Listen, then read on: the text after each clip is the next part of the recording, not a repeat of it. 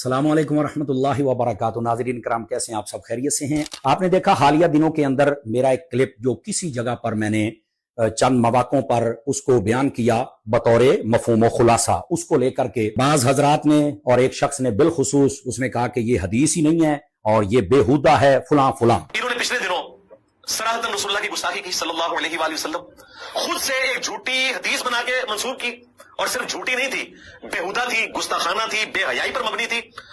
और इसने ये नहीं कहा कि यहूदी कहते थे या क्रिश्चियंस कहते थे, खुद से इसने एक हदीस बनाई मुनाफिक की मिसाल बयान करते हुए नबी इस्लाम की तरफ मंसूब कर दी। मैंने जब ये मामला देखा तो मैंने सारे का सारा मामला उलमा के सुपुर्द कर दिया। कई दिनों की तहकीक के बाद उन्होंने इस बात को वाज़े फरमाया कि हदीस शरीफ भी मौजूद है और ये मफहूम भी उलमा ने लिखा है, और इसके अंदर अरबी शुरूहात और जितने मुतरजमीन उर्दू के सब ने भी इसको लिखा। ये जिसने इल्जाम लगाया है उनके बहुत ही ममदू लोगों को अगर देखा जाए तो एक जुबैर अली ज़ई को आप देखें, उसकी अदवाउल मसाबी उठाएं, उसने भी तर्जमा किया है। अब मैं बार बार क्या दोहराऊं, आप खुद देख सकते हैं।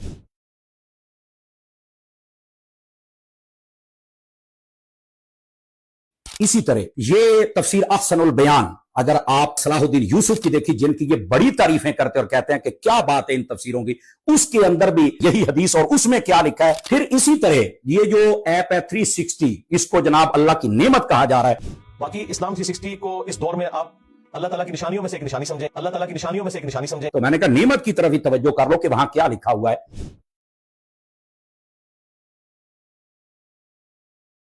तो लोगों ने देखा कि यह सारी बात वाज़े हो गई, और उलमा उन्होंने जब पूरी तहकीक की तो उसके बाद कहा कि इसमें ना कोई गुस्ताखी है, ना बेअदबी है, ना कोई तौहीन का पहलू पाया जाता है। फिर भी उन्होंने कहा कि ऐसे अल्फाज जिसको कोई ले करके किसी को विरगिला सके, जहन खराब कर सके, आइंदा से आप नहीं बोलेंगे। शाइस्तगी वाले अल्फाज, मैं इस बात का पाबंद हूं। और उन्होंने यह भी फरमाया कि गैर मशरूत तौर पर आप अपने अल्फाज को वापस ले। बिल्कुल मैं इसका पाबंद हूं और मैं अल्फाज वापस ले रहा हूं। और यहां मैं एक और बात भी यह कहना चाहता हूं, यह मेरा ईमानी तकाजा भी है, यह मेरा इश्की तकाजा भी है, यह मेरी मोहब्बत भी है, और जिस मसल के मोहब्बत व इश्क में मैं हूं अहले सुन्नत, यह उसका तकाजा भी है।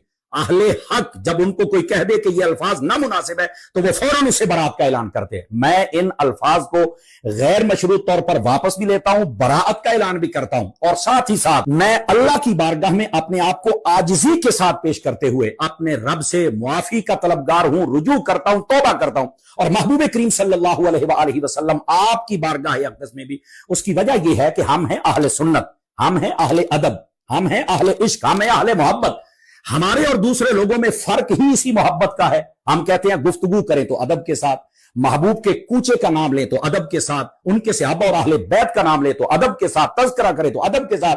भला हमसे कोई तवक्को करेगा गुस्ताखी की? वला हौला वला कुव्वता इल्ला बिल्लाहिल अलिय्यिल अज़ीम।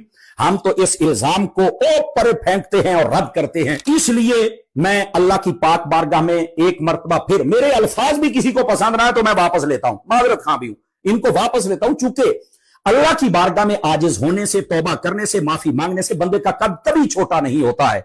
अल्लाह रब्बुल इज्जत हमारे मुल्क को इंतशार से, इख्तलाफ से महफूज फरमाए। आप देखें हमारी अफवाह तो पहले खवारिज के साथ लड़ रही है, अंदरूनी दुश्मनों से, बैरूनी दुश्मनों के साथ।